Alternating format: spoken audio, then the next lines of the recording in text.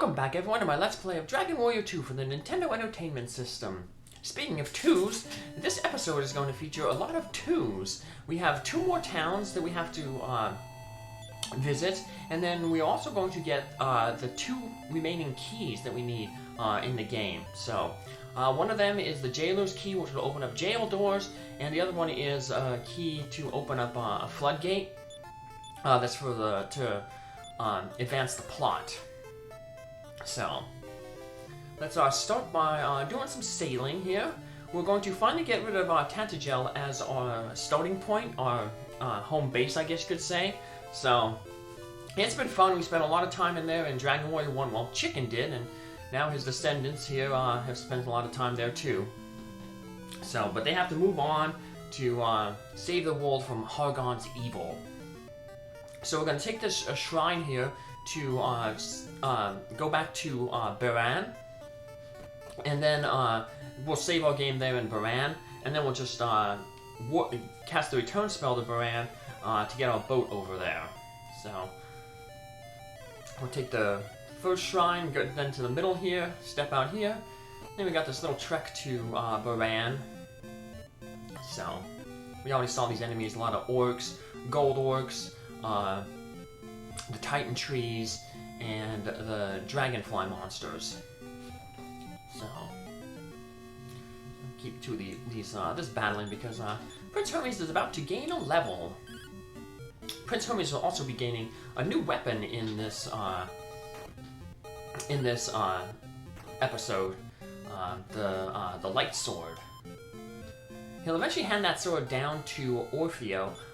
Even though Orfeo can't use that sword, this sword that he's going to get has a special property. It can be used in battle to cast the surround spell. Prince Hermes won't be really using it for that purpose. But it gives a really good attack boost over the Sword of Erdrick. So, and Prince Hermes has been using that sword for quite a while now, so it's about time that he gets a little bit of an upgrade. So, the sword is going to have plus 25 more attack power than Erdrick's sword. So, it's funny. Then we can sell Erdrick's sword. It'll just appear back in that chest again if we want to get it.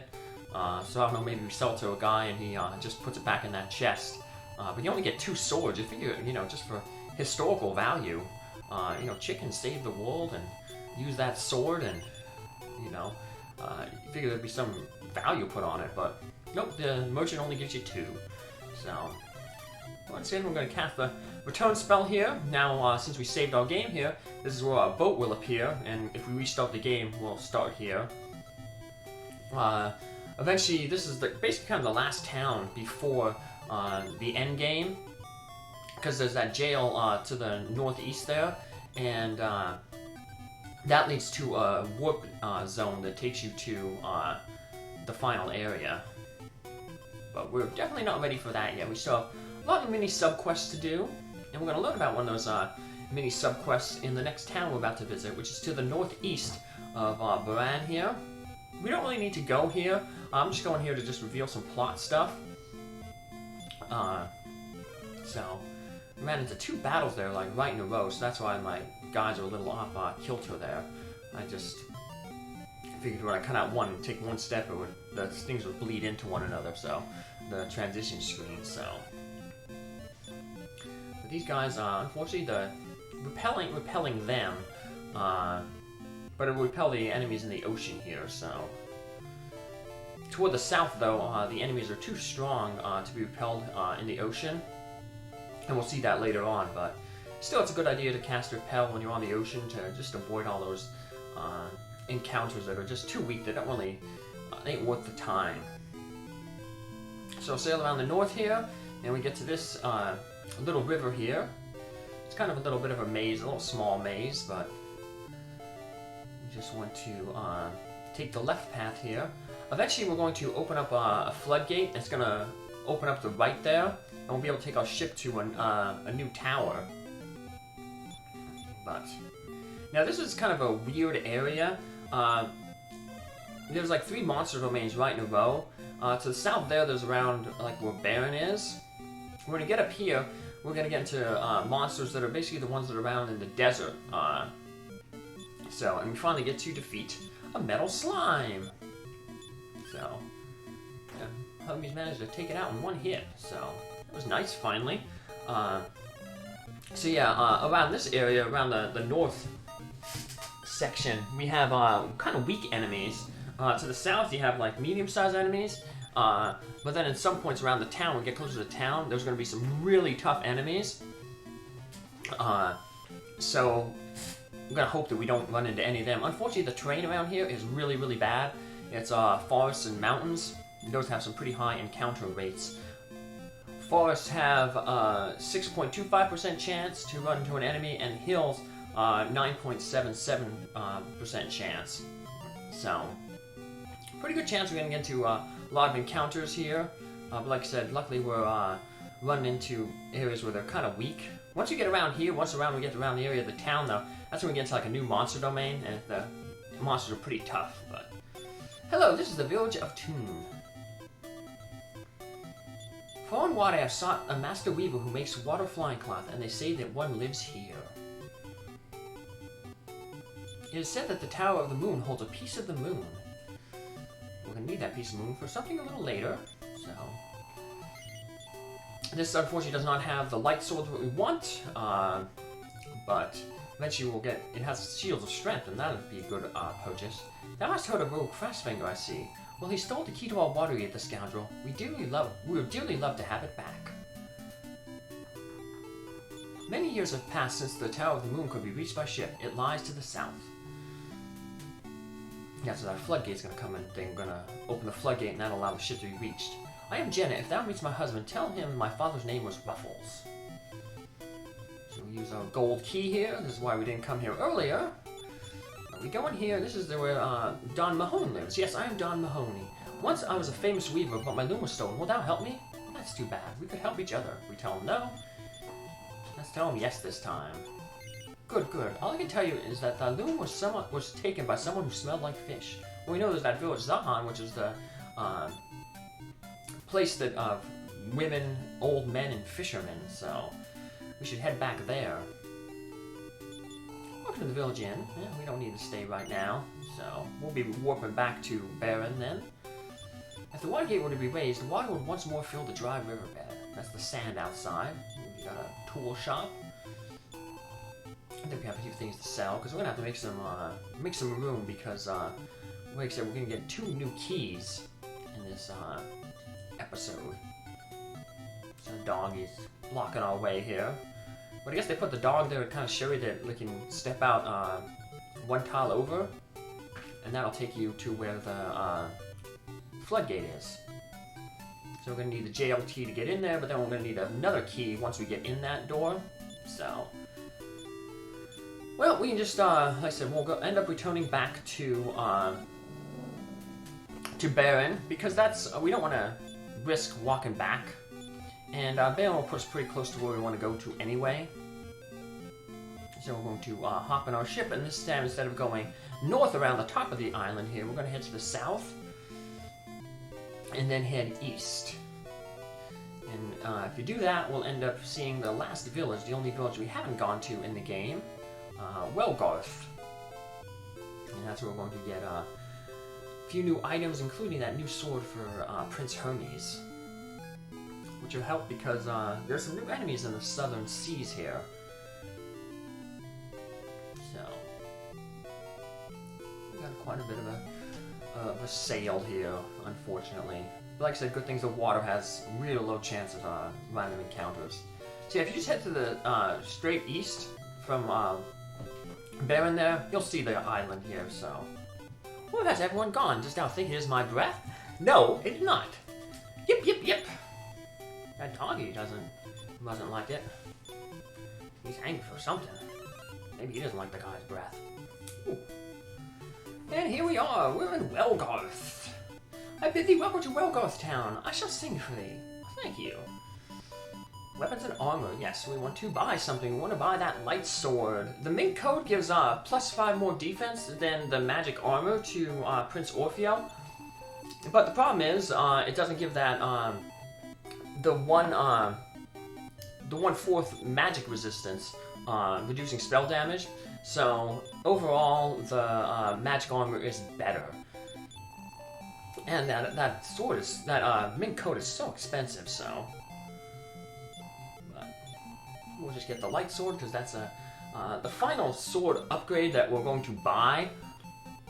There were 2 more swords that are a little stronger for Prince Hermes, but that we can find them. So for the finest flying watercloth, I recommend you find Don Mahone, who lives in Toon. Alright, let's talk to this guy here. We deal in Toon. What kind of offer are they? Now look, this guy has a blank space there. So that's a clue that there's something there. And it is the jail key. So it's 2,000 gold, so make sure you have that money, and you can pick it up. We just gotta make some inventory space here. So we'll eventually have to get that to Prince Hermes, but we'll make some inventory space here because, like I said, we have another key that we're going to find here, the Watergate key. So, Odric's sword that we are real cheap to sell. Let me tell thee, Hagen is a master of disguise, but if thou hast the charm of Rubus, you will see through the deception. Well, I guess in order to get that, we need to get those 5 crests first. How dare thou enter the lady's room unbidden? What's this guy do? Oh, it's the lottery. We have a lottery ticket. Let's see if we can win something here. It was interesting there. You don't have to necessarily face the door. As long as you're adjacent to the door, you can use a key and it'll open the door up. Speaking of keys, you want to buy that jail key before you head to the north east here, because that's the jail in this town. And we're going to need that key to find Rogue Fastfinger. It's said that the greatest shall fall by a spell of his own devising. Don't know what that means. There was an isolated valley northwest of the town that once held the road to Rhone. We were told about Rhone. That's apparently where Hagen lives. Tell me, did thou come to buy the jailer's key? Perhaps I should not say anything more. If we say no, if we say yes, whether it is sold here, but perhaps that is a lie. I guess that's your clue to select that spot, the empty spot on that guy's inventory. But we have the jail key, and that allows us to open up some cells in this jail here. It's true enough. I locked Rogue Fastfinger in the prison and threw away the key, but he has escaped. Well, outside here, there was a brick wall, and that's kind of your clue as to where Rogue is kind of hiding. So if you kind of count at the width of the town, you'll notice that there should be a wall over to the right. Hagen dwells on the high plateau of Rhone. Only one who has the Eye of Malath can find the entrance to that place. So what we have to do is we have to walk through this little wall here, and we get to a little cell section here. Curses aren't found. Yes, I'm Rogue Fastfinger, and here is the Watergate key. So, yay, we got the Watergate key now. So we'll have to head back to Toon to use it. And that guy's blocking our way there, so we'll just have to take the long route. Yeah, if we would have waited there, we would have got back faster, but oh well. We kept moving. But before we go to back to Toon, we have a few things that we can do. We want to head back to Zahan, where the fishermen are, because that was where we were told that Don Mahone's magic loom was at. So we're going to head to the east here to the island where the wall tree is. If you use your wall leaf of the wall tree, you can pick up a new one there. And just head till the island disappears from the north, and then just head straight east. And that'll take you to Zahan, the fishing village. Like I said, we have some new enemies down here in the southern part of the sea, including these vampirous enemies. They can be annoying because they can call for backup, and they can double attack. We'll eventually have Orfeo being able to double attack when we buy him the Falcon Sword. Which can also be a good investment for Prince Hermes at like max level, and with a glitch. And I'll show that glitch off, of course, in the bonus episode. But yeah, if we just head, once we can't see the island anymore, we head to the east, and we'll end up hitting into the Zahan Island, where the fishermen live. And apparently where that magic loom is. So now that we have the Step Guard spell, we can cross this big pile of, big group of trap tiles without taking 20 damage per step. And hey, look, there's a guy that we didn't see from last time in the left there, so he's kind of out of bounds. We'll go talk with him then. Searching here, we find the magic loom. Oh, we're gonna have to get rid of some stuff. So we'll be able to get rid of the magic loom and the Douge yarn, though. We can take them back to Don Mahone, and then he will make the flying water cloth. Like I said, the best armor for the princess. Like I said, there's a glitch that you can get. Once you give him that equipment, the game thinks you don't have it anymore because it can't find it in your inventory. So it respawns both the magic loom and the Douge yarn in their location. So we can come back here into the North Dragon's Tower to get those two items again. Dawn can't finish the water cloth until you save the game and then reset. And then when you restart the game up again, he'll complete the water cloth for you. So what you do is you give him the magic loom and the Douge yarn, and then while he's working on it, you go collect those two items again. And that guy's looking for the thief rogue, but we already found him, so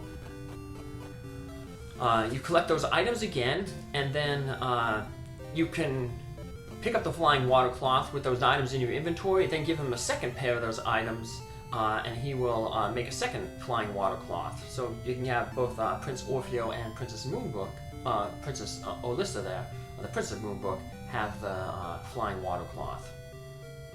So now that we have that jail key, we can head back to Middenhall Castle, and we can go talk with those prisoners. We could talk with one of them earlier, but he said, hey, come back here and let me out. And then the other one we couldn't reach at all.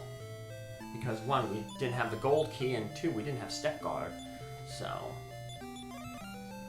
let's free this guy first. See what he has to say. He actually has a new dialogue if you talk with him inside his cell, as opposed to through the bars. As a word for opening the door, let me tell you of the crest of life. Find her on a dark road that leads to Rome. Let's cast our Step Guard here.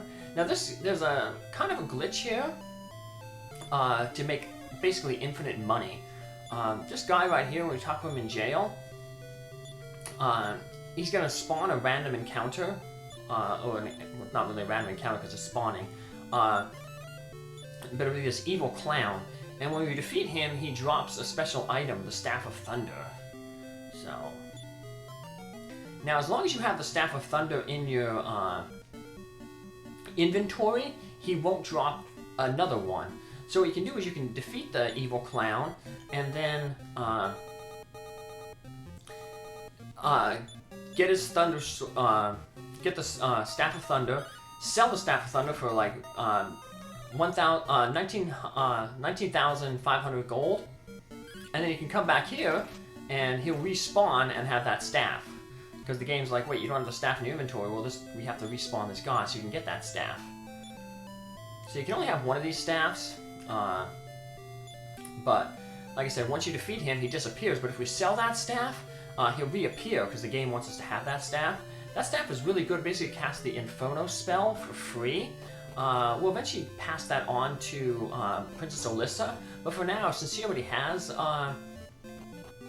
the Inferno spell, we'll keep it on Prince Orfeo, because that way he has a multi-targeting spell, and so is the princess, so you can sell it for a lot. If we did sell it, like I said, the evil clown respawn, we can go fight him again and keep selling that over and over again. It's a good way to get a lot of good equipment, afford those Shield of Strengths for everybody, but I'm not going to abuse that glitch.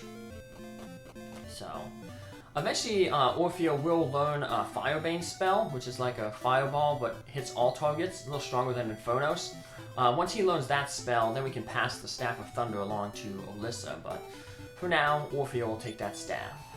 So, and for now, we've pretty much done all we can do right now. There's a few more areas we want to go to. Now that we have the jail key, we can get the 4th crest. And that's what we'll be doing in our next episode. So we'll turn in those water cloth, the loom, and get our 4th crest. See you then. Bye.